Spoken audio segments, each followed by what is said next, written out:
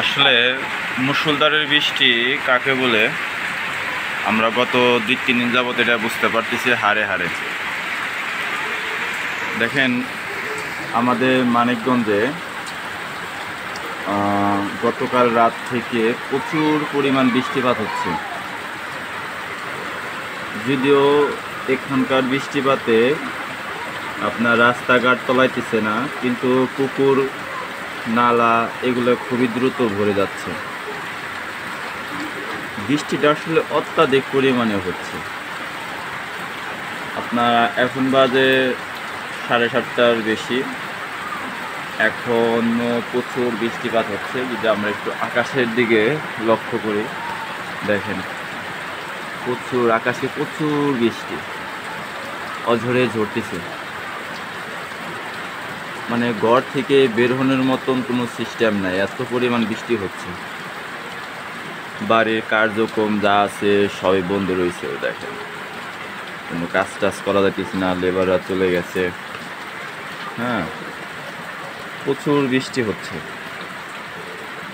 আর এই বৃষ্টি যে আসলে কবে নাগাদ যাবে এটা বলতে পারতেছি না, তবে আশা করতেছি খুব দ্রুতই চলে যাবে, মানুষের দুর্ভোগ কমে যাবে।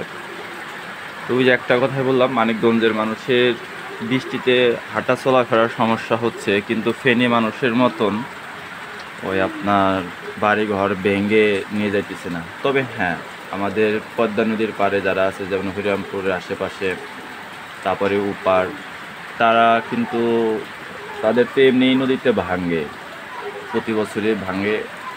এখন ওদের সংবাদটা আমার কাছে নাই, আসলে ওরা এই মুহূর্তে নদীতে ওদের সাথে কীরকম আচরণ করতেছে। আল্লাহ যাতে প্রত্যেকটা মানুষকে ভালো রাখে সে প্রার্থনাই করি। সকলে ভালো থাকবেন। বৃষ্টিতে বাইরে হলে অবশ্যই ছাতা নিয়ে বের হবেন, অতি জরুরি ছাড়া আপনি বাইরে না যাওয়াই ভালো। আর একটু সতর্কতা হচ্ছে, আপনার মোটরসাইকেল নিয়ে এই মুহূর্তে না বের হনে ভালো, কারণ হচ্ছে রাস্তাঘাট পিচ্ছিল হয়ে গেছে। হ্যাঁ, এই জন্যেই আপনি সম্ভব হলে বাদে বড় গাড়ি নিয়ে বের হওয়াটাই ভালো। যদি থাকে, না থাকলে আপনার পাবলিক পোর্টাল ব্যবহার করতে পারেন। সরকারি কর্মচারীদের তো অবশ্যই যেতে হবে, বেসরকারি যারা আছে তাদেরকেও যেতে হবে। কৃষকের তো আসলে নিরুপায়, তার ফসল মাঠ থেকে তুলে নিয়ে আপনি বিক্রি করতে হবে। সেজন্য প্রত্যেকটা মানুষেরই জরুরি অবস্থান থেকে যেতে হয়। যাই হোক, সবাই ভালো থাকবেন। আসসালামু আলাইকুম।